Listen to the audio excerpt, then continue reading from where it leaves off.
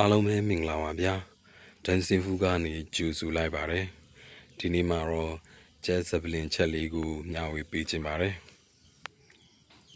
စီပူလာပြီဆိုရင်ကျက်သွန်ဖြူနီချင်းအစိမ်းမုတ်ထောင်းလာတာတွေကိုစီရင်တက်ပါမယ်နိုင်ငံမွေလာပြီဆိုရင်တော့တပြားရိုက်ထားတဲ့စပလင်ကိုပါထည့်ပြီးစီတက်ပါမယ်စပလင်နဲ့လေးမွေလာပြီဆိုရင်တော့အရသာအချူမုတ်စာစနွေမုတ်နေထားတဲ့စက်သားတွေကိုထည့်ပြီးတော့လုံးပါမယ်ရေနှဲငယ်ထည့်ပြီးတော့အဖုံးအုပ်ထားလိုက်ပါမယ်တရေလောက်ဆူလာပြီဆိုရင်တော့အသားတွေဟာနှဲငယ်နူလာပါပြီအရေစမ်းလေးလည်းဖြစ်လို့ရေတော့များများထည့်ပြီးချက်ပါတယ်2ရေလောက်ချက်ပြီးရင်တော့အသားတွေလုံးဝနူသွားပါပြီပြီးရင်တော့နောက်ဆုံးအနေနဲ့မဆလာလေးအုပ်လိုက်ပါတယ်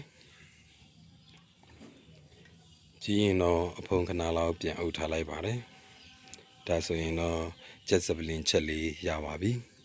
ကြည့်ရှုပေးတဲ့အတွက်အားလုံးကိုကျေးဇူးတင်ပါတယ်ဗျာ